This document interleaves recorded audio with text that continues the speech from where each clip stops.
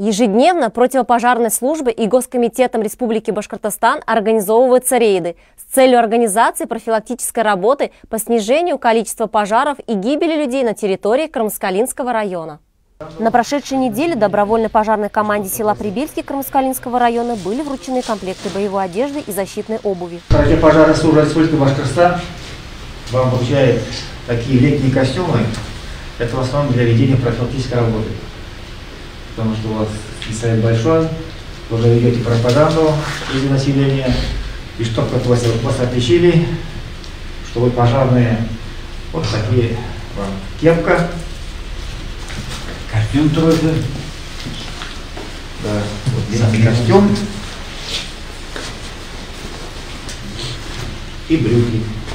Основной целью профилактических рейдов является своевременный контроль и обучение населения мерам пожарной безопасности в быту, а также формирование ответственного отношения к вопросам личной безопасности и безопасности окружающих. Профилактическая работа такого характера ведется непрерывно, однако с наступлением отопительного сезона ей уделяется повышенное внимание. Сотрудники посетили около 16 жилых домов. Помещения осмотрены на предмет пожарной безопасности. С представителями семей проведены инструктажи, комиссии даны рекомендации. Совместные рейды будут продолжаться.